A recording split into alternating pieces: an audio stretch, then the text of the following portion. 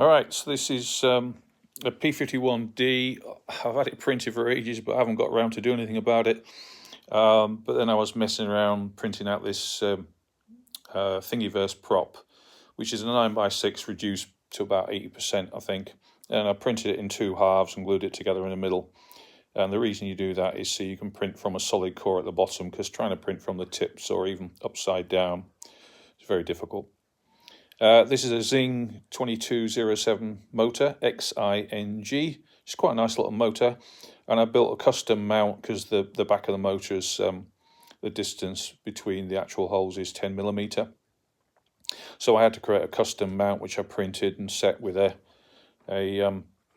think it's about 5, maybe 6 or 7 degrees offset, because this one's got no fin, or rudder should I say, so you can't compensate for what they call the propeller factor, because as it powers up it tends to, the torque reaction wants to push the plane the other way, so you get adverse yaw.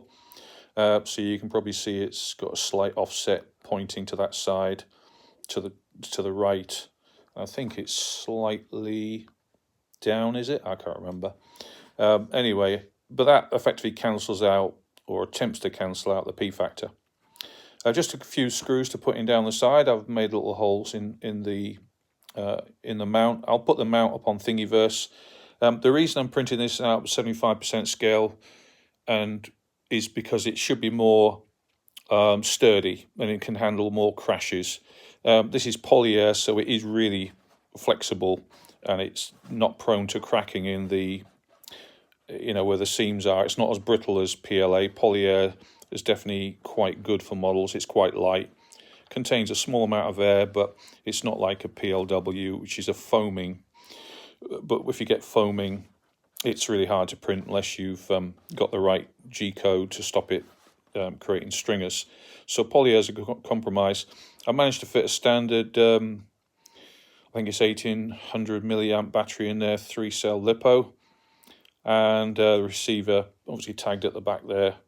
But yeah, she's sort of good to go. I'll spin her up for you so you can see her with a prop on. Don't think that's going to strike anything, so we'll give that a go. Just peg it down a little bit so I don't try to get away. Ooh, tell you what, that custom prop is really good because it's just like a corkscrew. So I'm hoping to give her a maiden in a few days, depending on the weather. All right, good luck if you're giving it a go yourself.